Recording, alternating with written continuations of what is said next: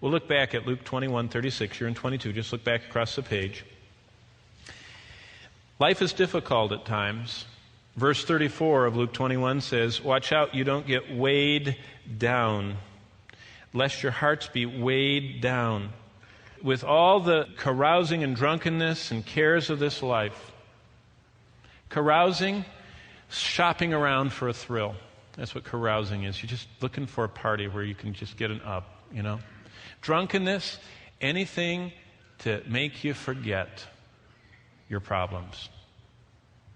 Alcohol is one of them.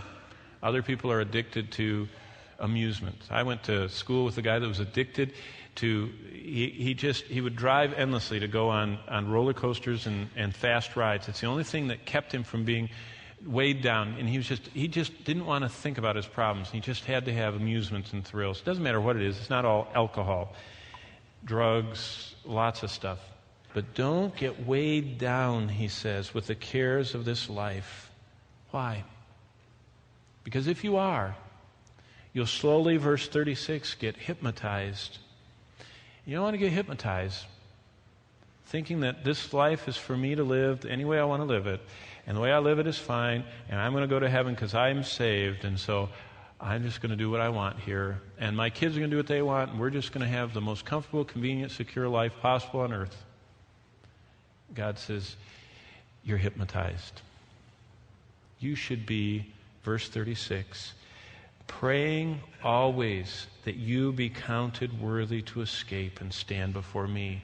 You should be imploring me like the father whose son was demonized. You should be imploring me like the man whose body was being eaten up by leprosy. You should be imploring me like a demon who is scared to death of the pit. You should be imploring me that you know how to live your life in a way that will count forever. When we come back to this, I'm going to talk to you because God is real simple what He wants. And I'll tell you about it, and then we'll study it next time. God says, I collect all of your prayers. If God collects, my mom used to collect all the letters I wrote her from college. So you know what that made me do? It made me send her a few extra because she liked them so much. God says, I collect all of your prayers. So what should we do? Pray, right? God says, I multiply sacrificial gifts. Not just gifts that cost you something. So what should we do? Give. God says, I count souls that you lead to me. That you're a part of the process of them coming to faith. I collect those. And I'm going to reward you if you do that. What should we do? Win people to Christ.